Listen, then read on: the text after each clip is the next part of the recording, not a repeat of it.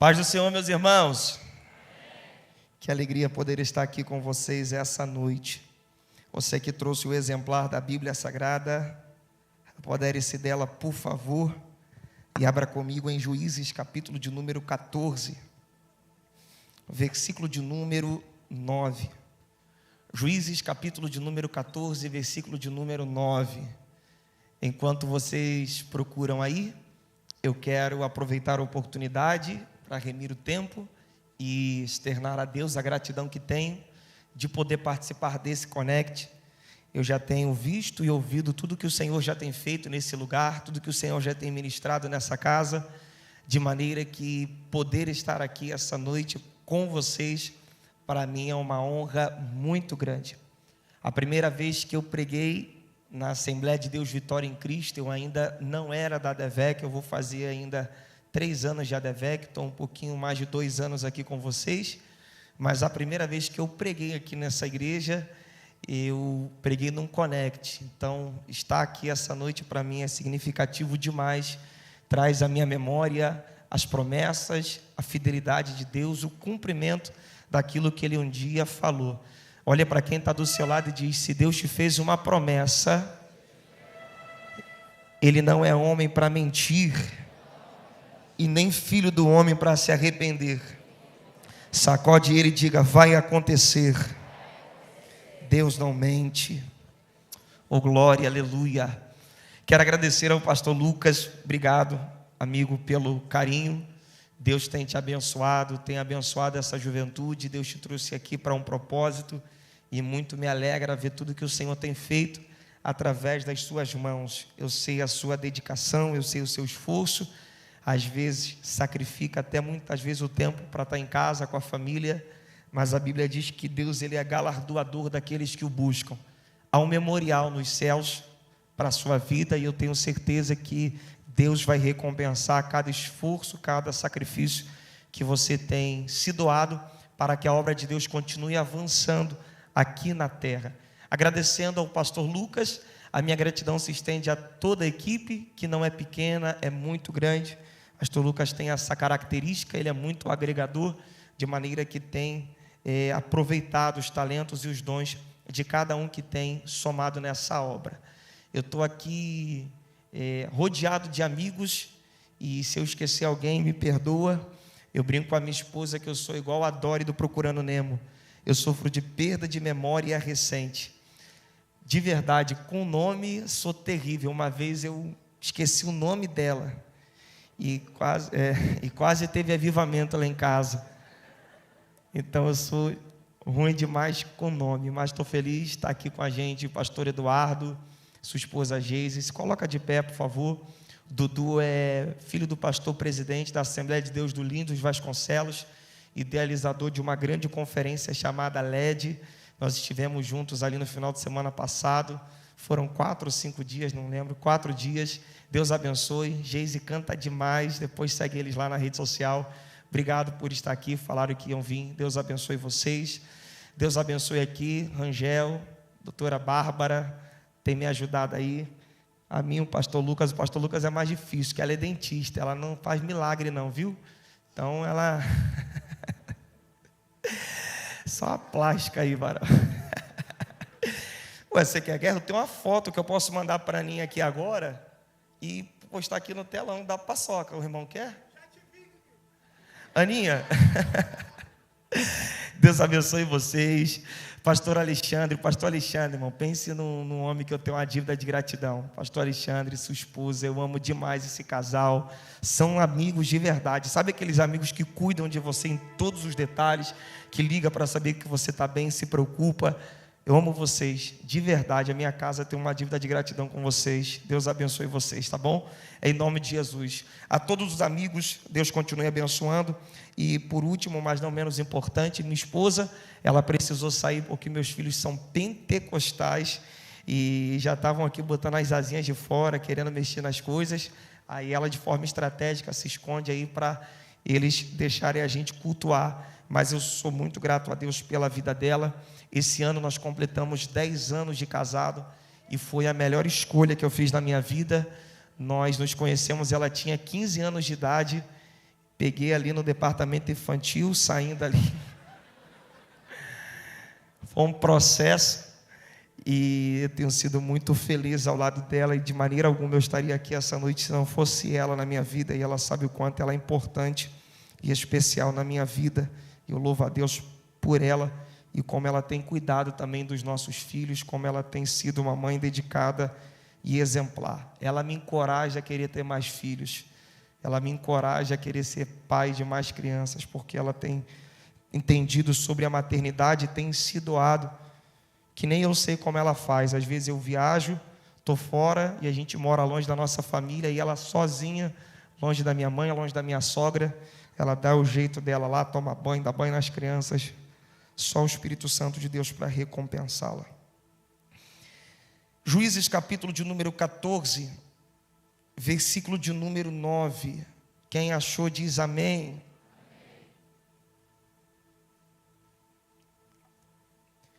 E tomou-a nas mãos, e foi andando e comendo. E tomou-o nas mãos, e foi andando e comendo. Andando e comendo. Andando e comendo. Andando e comendo. Pai, nós te agradecemos, Senhor, pelo privilégio que temos de estar na tua casa nessa noite, para glorificar, exaltar e engrandecer o teu nome. Senhor, a palavra é tua. Essa juventude que aqui se encontra pertence a ti, e nós estamos aqui porque te amamos, Espírito Santo de Deus. Preencha cada lugar dessa igreja. Arrebata, Senhor, os nossos corações e a nossa mente a ti. Que nenhuma distração, Senhor, venha impedir aquilo que o Senhor deseja ministrar nessa casa. Espírito Santo de Deus, tenha liberdade para curar nessa noite, para libertar, para restaurar, para salvar, para batizar, para fazer aquilo que apraz ao teu coração. Tu não depende de mim absolutamente para nada essa noite, mas eu me coloco em tuas mãos, Espírito Santo de Deus, te pedindo uma vez mais: glorifica o teu nome nessa casa, e que nós saiamos daqui entendendo que o Senhor falou conosco. Fala conosco, Senhor, nós precisamos ouvir a tua voz. Senhor, há uma geração que poderia estar em qualquer outro lugar essa noite, Senhor, mas há um encontro que foi marcado na eternidade conosco. Alinha os céus com a terra nesse lugar. Senhor, desperta ministérios que estavam parados. Desemborca vasos aqui nessa casa essa noite. Ativa ministérios outra vez. Nos leva ao lugar da inocência de novo. Nos leva ao lugar da pureza de novo. Nos leva ao lugar da intimidade de novo. Que a gente não esteja nesse culto de forma mecânica, Senhor, esperando alguma coisa acontecer, mas mexe em nossa alma, Espírito Santo de Deus, de maneira que a gente possa entregar algo agradável a ti. E se o Senhor se agradar desse culto essa noite, se o Senhor se agradar da nossa entrega, da nossa adoração, pisa na Devec essa noite, manifesta a tua glória, Senhor, revela ao teu povo a tua glória, a tua Shekinah, mais uma vez, e nós tributaremos a ti toda a honra, toda a glória e todo louvor para sempre. Amém e amém. Glória a Deus, aleluia. Se você pode, exalte, glorifique e engrandeça o nome do Senhor Jesus nessa casa. Oh glória, redobre sua atenção, me empreste sua mente aqui por alguns segundos. Eu prometo ser breve, mas eu quero ser fiel a tudo aquilo que o Espírito de Deus ele já tem comunicado ao meu espírito para essa noite, para esse culto, para esse Conecte. Quando nós olhamos para o ministério terreno de Cristo, em Mateus capítulo de número 4, depois de Jesus passar 40 dias ali no deserto, sendo tentado, ao final dessa provação, é o start, é o começo do seu ministério. E quando Jesus vai começar, ele sai de Nazaré, e ele vai se mudar para Cafarnaum, para cumprimento de uma palavra, para cumprimento de uma promessa. E quando Jesus começa o seu ministério, ele começa pregando, e a palavra que tem na sua boca é: arrependei-vos, porque é chegado o reino dos céus. A Bíblia diz que o Filho do Homem veio para salvar, para resgatar aquilo que se havia perdido. E durante a vida pública de Jesus, registrado nos evangelhos, tanto de Mateus, como de Marcos, como de Lucas, como de João, você vai ver que o seu ministério, a sua vida, ela é marcada de sinais, ela é marcada de milagres, ela é marcada de curas. Por diversas vezes, Jesus chegava em ambientes como esse aqui, aonde multidões se reuniam para ouvir a sua voz, para ouvir a mensagem, e ele curava os enfermos, ele dava vista aos cegos, ele dava uma esperança por aqueles que haviam sido sentenciados pela medicina, por aqueles que haviam sido sentenciados pelo sistema religioso da sua época. Então o ministério e a vida pública de Jesus, ela é marcada de milagres, e Jesus poderia começar o seu ministério com um desses milagres, porque iria credibilizar a sua chamada. Já imaginou alguém aparecer no seu cenário, no seu contexto, e falar: eu sou filho de Deus? Isso com certeza não iria ser levado a sério. E Jesus poderia de uma vez só jogar por terra todo o pensamento de divisão acerca de quem ele era, todo o pensamento acerca de dúvida acerca de quem ele era, se manifestando a sua glória, manifestando o seu poder. Só que Jesus começa o seu ministério não curando, não salvando, não fazendo milagres, mas ele começa o seu ministério com essa palavra: arrependei-vos, arrependei-vos, porque é chegado o reino dos céus. Quando você olha o evangelho de Marcos, você vai ver a comissão dos 12, quando Jesus pega os seus 12 discípulos e separa eles em dupla, em dois, e vai comissioná-los, vai enviá-los para que eles possam pregar. E diz a Bíblia que, trazendo os 12 para perto, investiu sobre ele uma unção, um poder, uma autoridade, para que espíritos malignos fossem expulsos, para que pessoas fossem curadas. Jesus pega o seu colegiado apostólico e coloca sobre ele uma unção, para que aonde eles fossem, por onde eles passassem, também na sua vida tivessem sinais, tivesse a manifestação da sua glória. Só que quando você olha para o evangelho de Marcos, você vai ver que os discípulos, eles vão começar o seu ministério da mesma forma que Jesus começa o seu ministério, com uma mensagem, com uma pregação. E que pregação é essa? Eles vão usar o mesmo esboço de Jesus, e a mensagem dos discípulos é: arrependei-vos, arrependei-vos.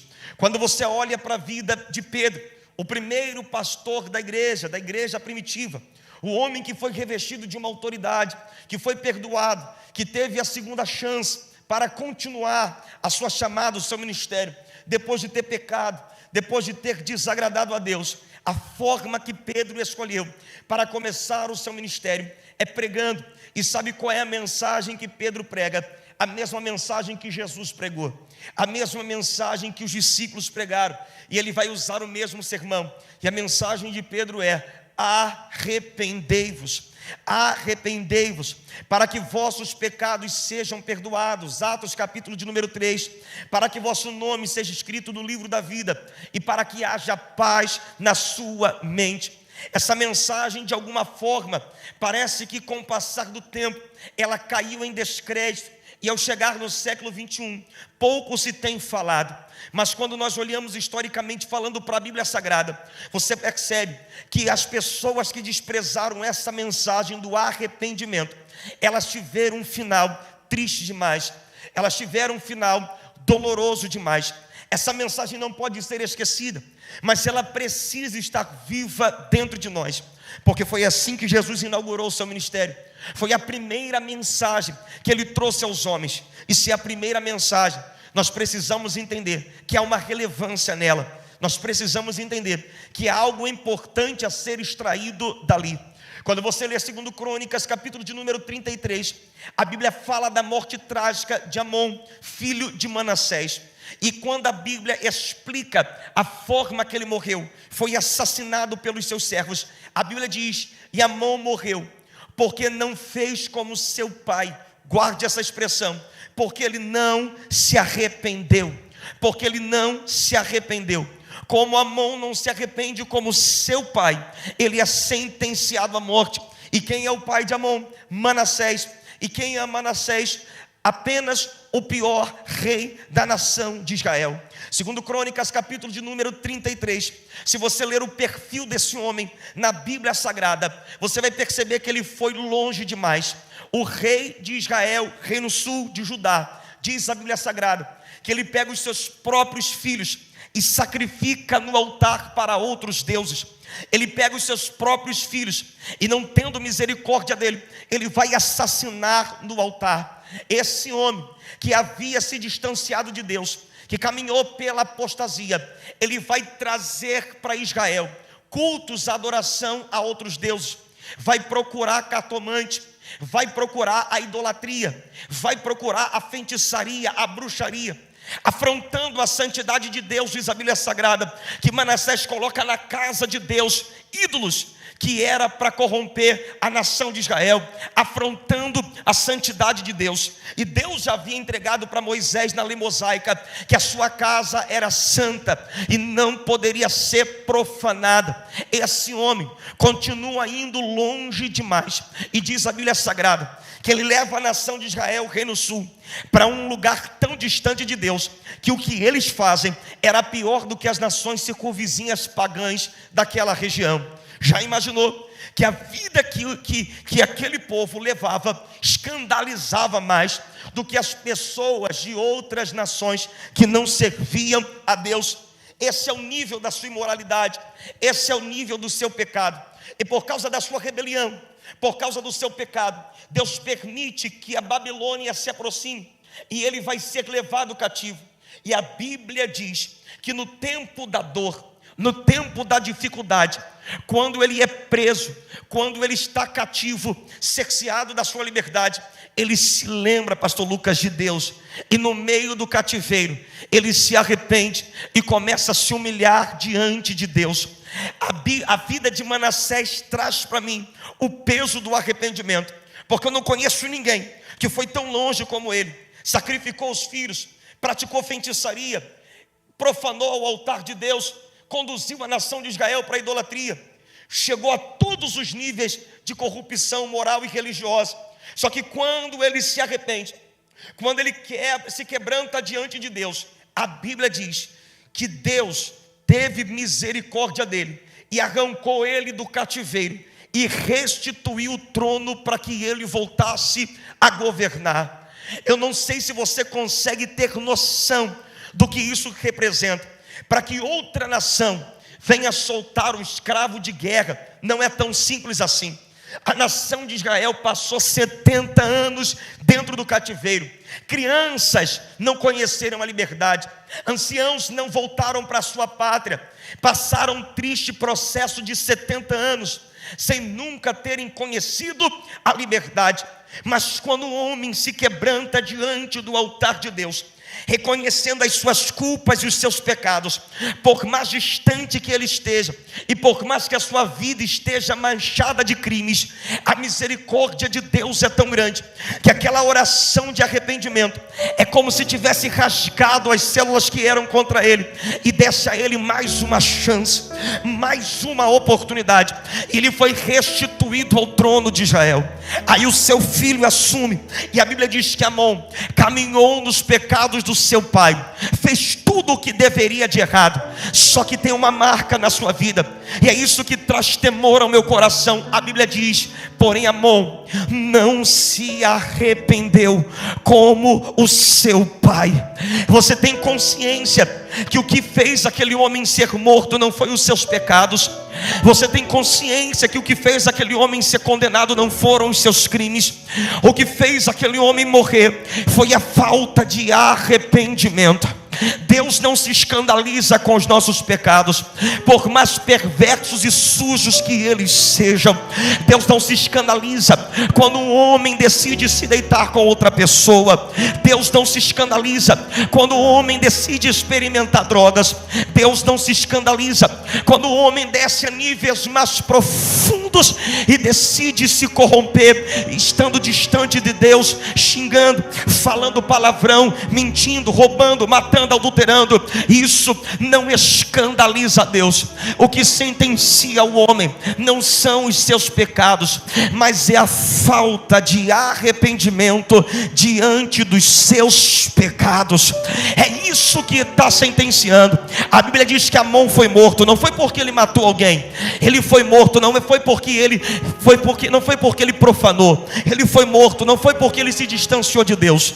Ele foi morto porque ele não tinha mais o coração arrependido.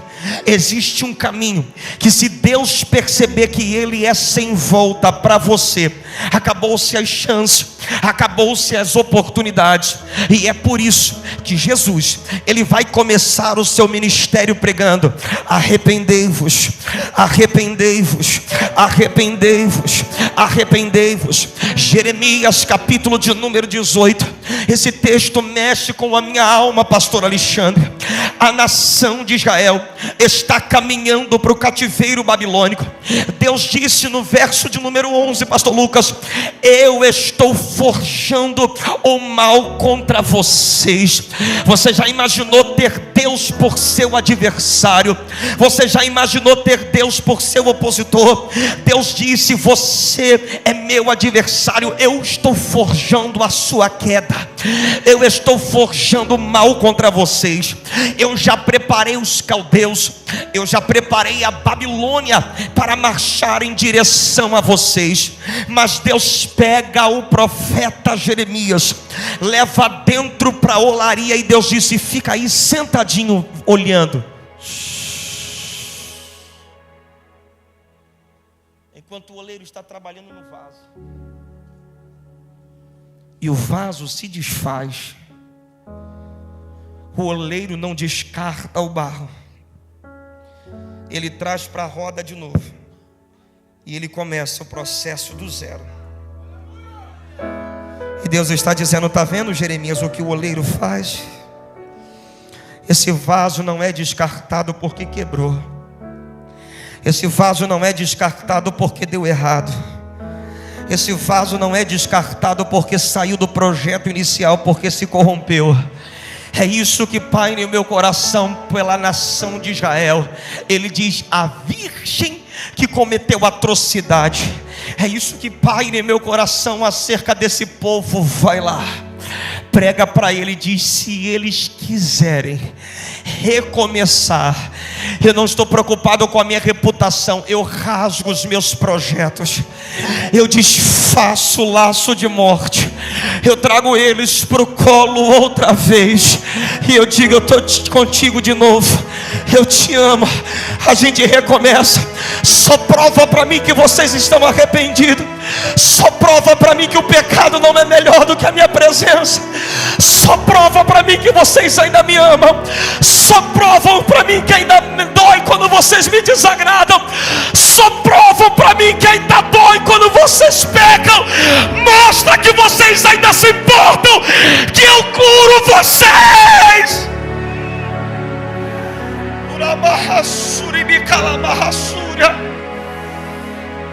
Mostra que ainda dói quando você se prostitui. Mostra para mim.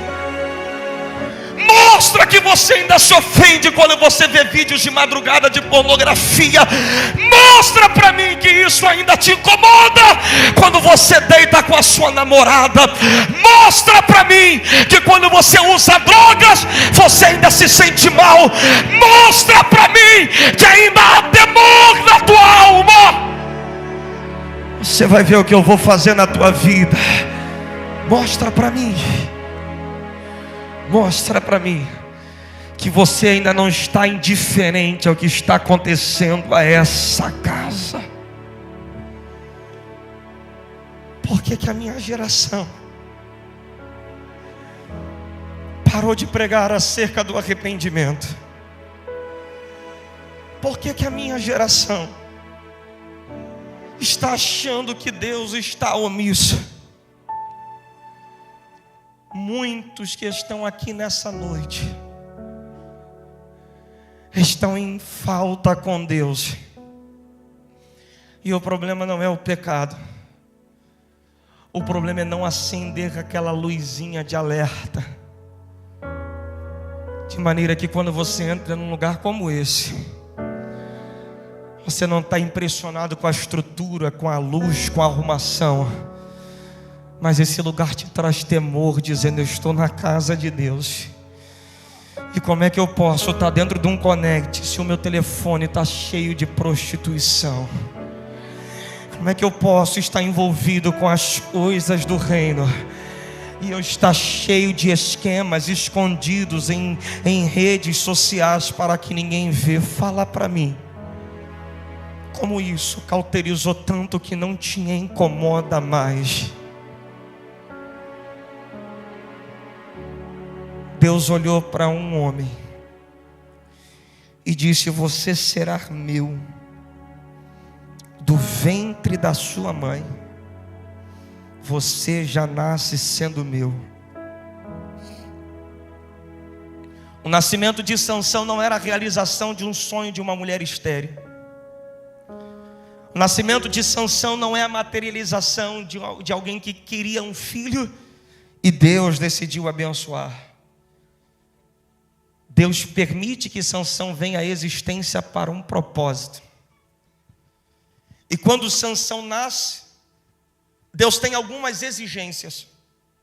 E dentre elas, no voto do nazireado de Números, capítulo de número 6, está dizendo: não pode passar navalha na sua cabeça, não pode encostar em cadáver, não pode beber bebida fermentada.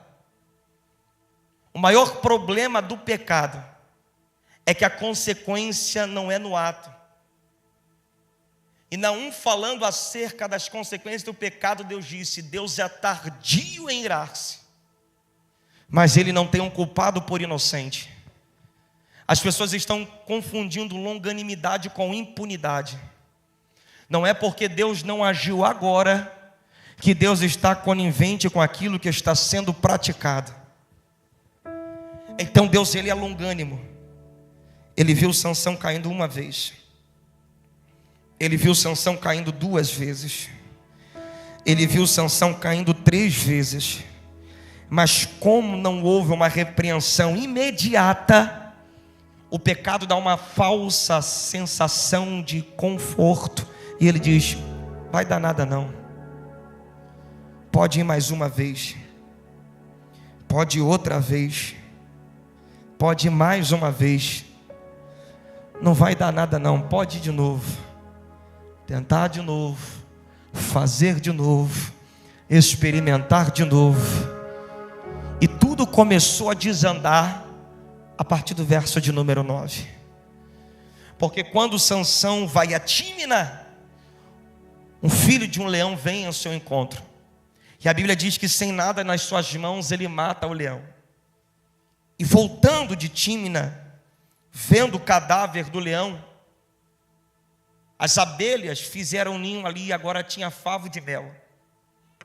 E o texto diz, versículo de número 9: e tomou o mel nas suas mãos. E tomou o mel nas suas mãos.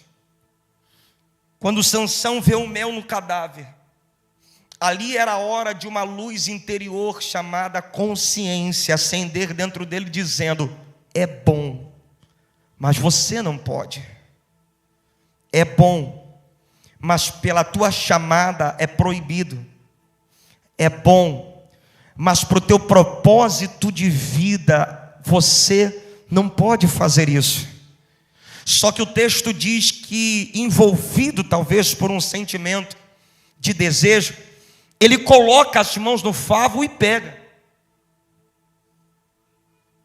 E é nesse momento que está a guerra. Porque Paulo diz que há uma guerra no nosso interior, pastor Lucas. E que guerra é essa? É a guerra dos meus membros contra o meu entendimento. Ele diz: aqui eu sei o que é certo, mas aqui pede o que é errado. Então quando eu tento fazer o bem, O mal eu já pratiquei. Miserável homem que sou, quem me livrará do corpo dessa morte? Existe uma guerra dentro de mim, que a todo momento, quando eu estou num ambiente como esse, eu quero Deus. Mas quando eu saio daqui, a minha carne grita pelo pecado. Então aqui dentro eu sei o que é certo. Mas há uma lei que milita dentro de mim, entre a minha carne e o meu espírito, e que está em constante guerra, dizendo só uma vez: experimenta. Você é jovem, todo mundo está saindo, você é solteiro, experimenta. E aí quando ele cede à tentação, esse não é o pior estágio da queda, porque quando Sansão toca naquele favo, ele sabia, Yuri, o que deveria fazer. Ele sabia o que ele deveria fazer. O maior erro não foi ter tocado. O maior erro não foi ter feito o que ele sabia que tinha que fazer. Pergunte para mim o quê? Não, prega comigo, pergunte o quê? Em Números capítulo 6, Deus deixou escrito qual era o procedimento caso o nazireu tivesse quebrado o seu voto. Por que Deus deixou escrito o que deveria ser feito caso houvesse quebra de voto? Porque Deus não estava esperando o nazireu perfeito, Deus estava esperando o nazireu arrependido. Deus não está dizendo: eu não quero levantar um homem que não erre, eu não quero levantar uma menina que seja 100% santa, eu não quero levantar alguém que seja um ET na sua idade. Não, haverá tentações, pode ser que em algum momento você escorregue, que você falhe, mas quando isso acontecer, não finja que nada aconteceu. Você sabe o caminho de consertar o erro. Deus disse, quando alguém pecar, quando o nazireu pecar, ele disse: pega a oferta e não celebre, não faça festa, arraste a oferta até um sacerdote se apresente a uma autoridade espiritual, confessa o seu pecado, diga para ele: eu não quero viver de aparência, eu não quero sustentar um personagem, eu não quero fingir que está tudo bem quando aqui dentro eu não sou mais o mesmo. O que ele está dizendo é: seja sincero, vá até uma autoridade e diga: eu errei.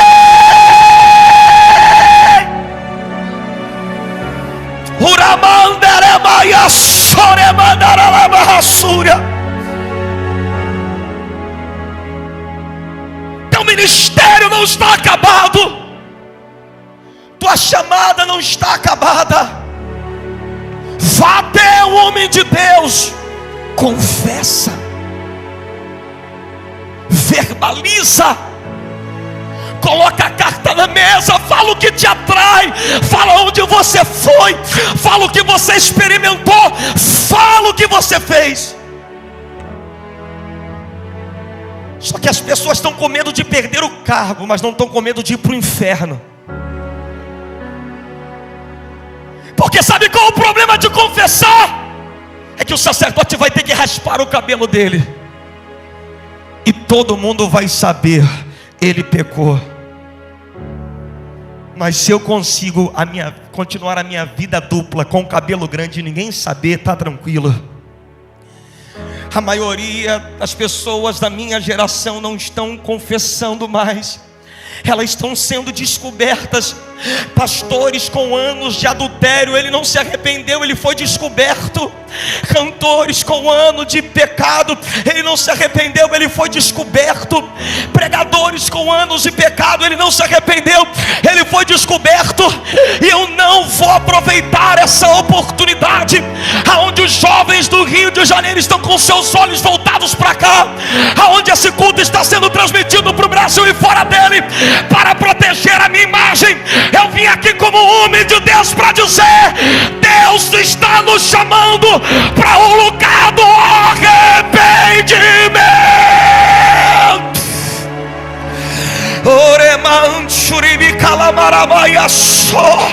Deus está chamando o Brasil para um avivamento. Deus está chamando os jovens para o avivamento. Eu não sei você, mas eu não quero mais sentir Deus só num culto. Eu não quero só uma atmosfera. Eu quero voltar a ver paralítico andando, profetas se levantando. Deus está chamando a minha geração.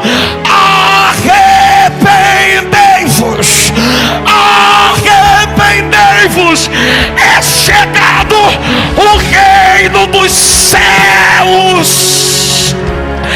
Espírito de Deus, traga temor a essa casa agora, Senhor. Espírito Santo, traga temor a essa casa agora. Não, nós não queremos ser um personagem, nós queremos a tua glória de novo, a tua glória de novo. Traga temor a essa casa de novo.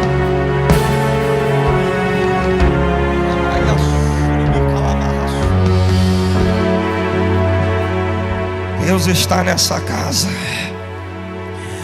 Deus está nessa casa.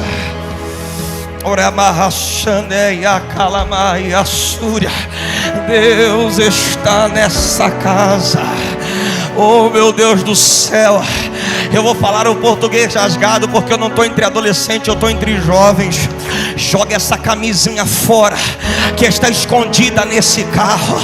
Para com esse namoro, aonde tudo pode, aonde você dorme na casa dela, ela dorme na sua casa e não tem pretensão de casamento.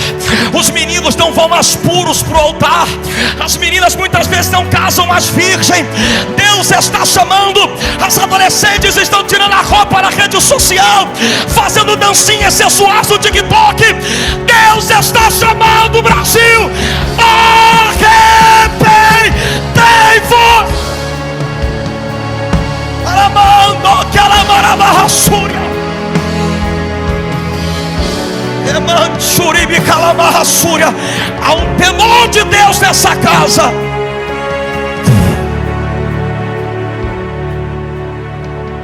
Quando Sansão toca no mel, os céus estão olhando para ele com a expectativa, Dudu. Vai ao altar, vai ao altar. Só que o texto diz: e Sansão seguiu andando e comendo, andando e comendo, andando e comendo, pecando e andando, pecando e atendendo a agenda, pecando e servindo, pecando e continuando a sua vida social, andando e comendo. Deus está dizendo: não.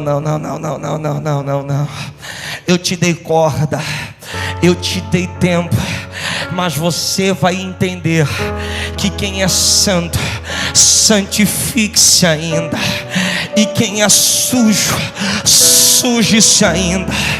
Quando Dalila entrega a Sansão, o inimigo não terá misericórdia de você. Deus é misericordioso. O inimigo não terá misericórdia de você.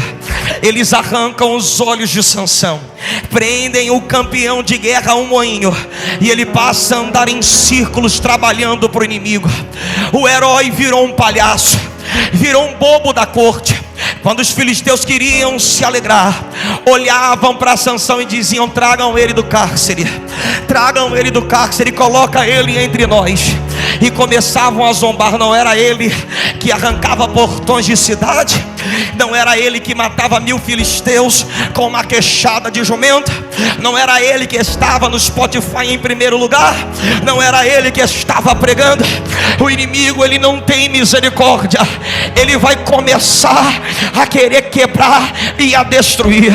E por causa dessa coisa encoberta, eu preciso dizer: há uma geração doente me ouvindo essa noite, há uma geração com crise de ansiedade, há uma geração com feridas profundas da sua alma, que remédio não soluciona, que psicólogo não dá jeito, que ninguém consegue resolver, porque o proverbista escreveu no seu livro: aquele que encobre as suas transgressões, aquele que esconde os seus pecados, a Bíblia diz: nunca prosperará.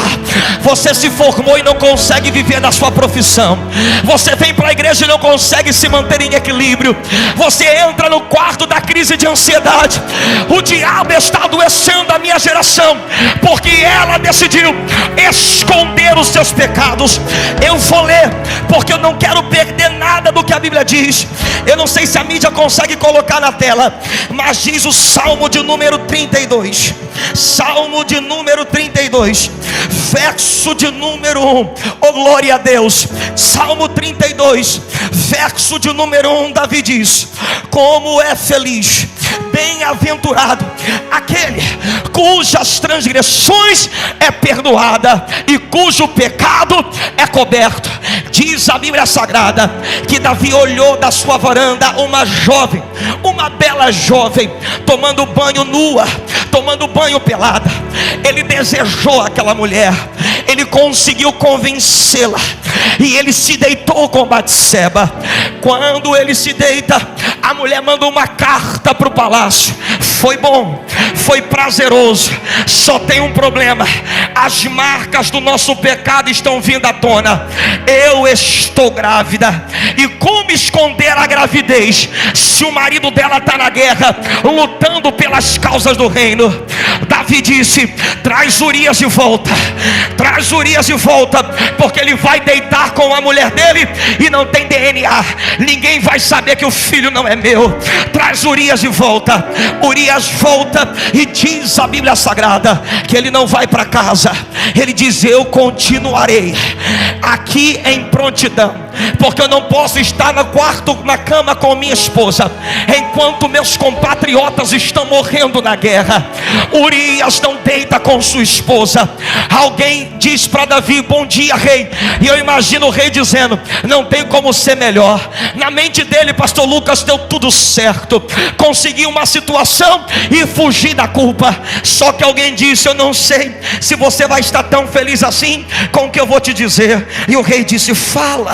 E Davi responderam a Davi: Urias não foi para casa, ele ficou de prontidão no palácio. Davi diz: como assim? Eu mandei ele para casa, era para esconder o meu pecado, era para esconder o meu adultério. Eles disseram: ele não foi para casa. Davi disse: convida ele para um banquete, traga ele para um banquete. Davi não está honrando Urias. Davi quer embebedar Urias. Davi quer criar uma situação para esconder os seus pecados. Só que diz a Bíblia Sagrada que depois de Urias estar alcoolizado, ele não vai para casa, mas bêbado, ele dorme na porta do palácio. Urias bêbado tem mais moral do que Davi sóbrio. Urias bêbado tem mais caráter do que Davi sóbrio. Ele não se deita com sua esposa. E alguém disse: rei, ele não foi para casa. Davi disse: eu não tenho uma segunda opção. Escreve uma carta e manda a Joabe dizer: coloque ele no lugar aonde a guerra está mais calorosa, tire o suporte dele, e quando ele se vê sozinho entre os inimigos, não dê escape a ele. Quando o homem leva a sua sentença de morte, Joabe olha para o que está escrito, olha para Urias e diz: foi isso aqui que o rei mandou? E aquele homem de honra disse: foi isso que o nosso rei mandou. Ele disse: já sei o que vou fazer. Colocaram Urias no meio daquela guerra, e Urias foi morto covardemente. Alguém pensou: agora eu consegui. Davi disse: agora está resolvido, o marido dela está morto, eu me caso com ela e ninguém vai perceber, pastor Alexandre, que eu adulterei. Conseguiu armar um plano perfeito, era um plano infalível, mas se esqueceu que tinha um Deus que tinha os olhos como chama de fogo, que estava olhando tudo aquilo e estava dizendo: não, você se esconde da terra, você se esconde dos homens, mas aquele que tem olhos como chama de fogo, ninguém foge, ninguém se esconde. Eu vou tratar o que está escondido. Oh meu Deus do céu, quando Davi se vê nessa situação, Salmo 32, põe na tela para mim. Oh glória a Deus. Bem-aventurada aquele aquele cuja transgressão é perdoada e cujo pecado é coberto. Viver com a culpa é muito difícil, gente. Viver escondendo é muito difícil. Ser um personagem dá muito trabalho.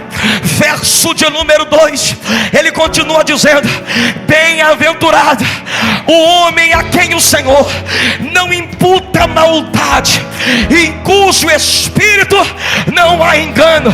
Verso de número 3: enquanto eu me calei, enquanto eu não confessei, enquanto eu escondi, envelheceram os meus ossos, o meu bramido todo dia.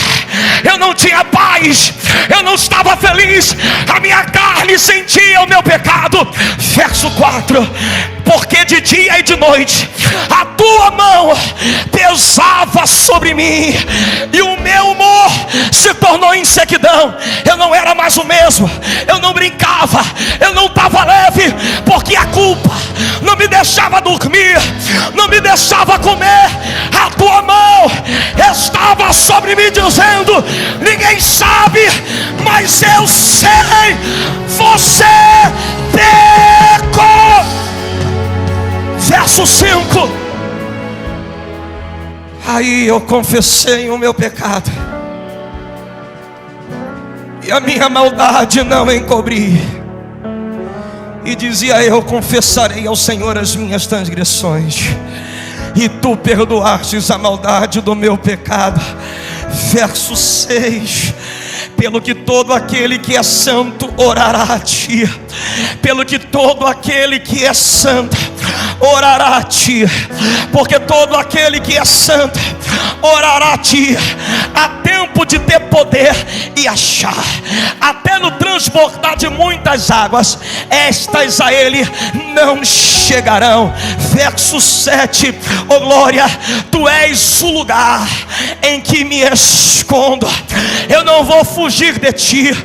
Quando o homem peca no Éden, ele foge de Deus, mas quando o homem confessa, ele se esconde em Deus. Quando o homem está em pecado, ele foge de Deus, mas quando o homem coloca as cartas na mesa, ele vem para o conecte dizendo: eu vou me esconder em ti, e tu preservas da angústia, tu me cinges de alegria e cantos de livramento.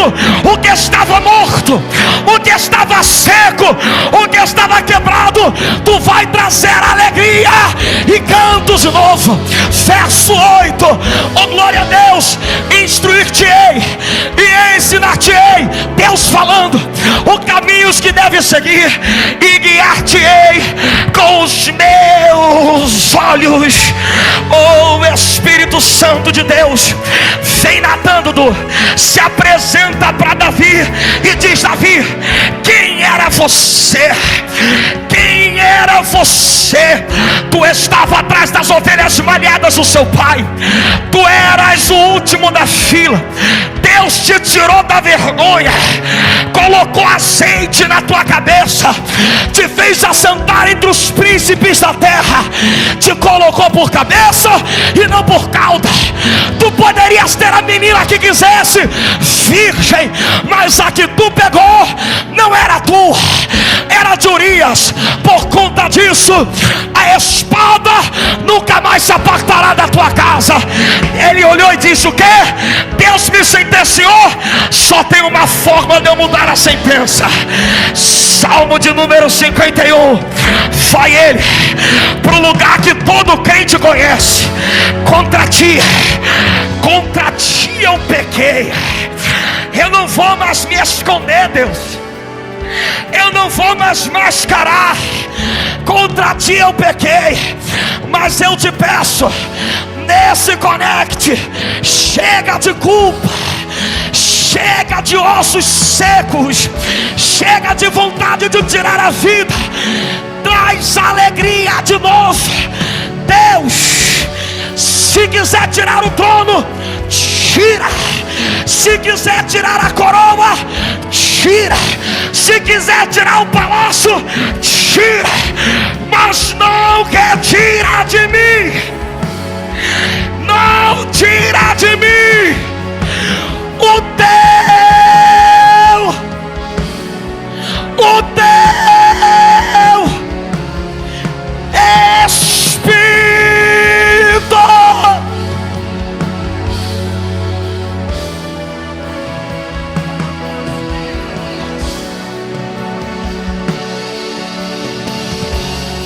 alguém que se importa com Ele ainda? Tem alguém que tem saudade dele ainda? Tem alguém que não quer mais ficar distante? Prova para mim que é verdade. Prova para Deus que é verdade. Se humilha, se humilha, se humilha, se humilha.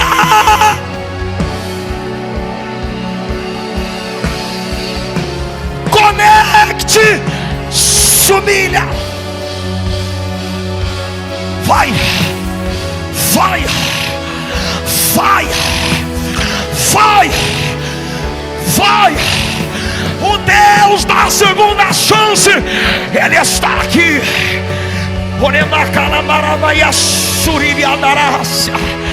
Vai, eu vou te dar 30 segundos para você chamar a atenção de Deus. Se quiser subir na galeria, suba. Se quiser ir pro altar, vai. Se quiser deitar embaixo dessa cadeira, deita. Se quiser se ajoelhar, se ajoelha. Mas eu estou dizendo: arrependei-vos. Arrependei-vos. Para de fingir que é normal. Para de fingir que está tudo bem. Não está tudo bem. Deus está nos chamando para pureza de novo.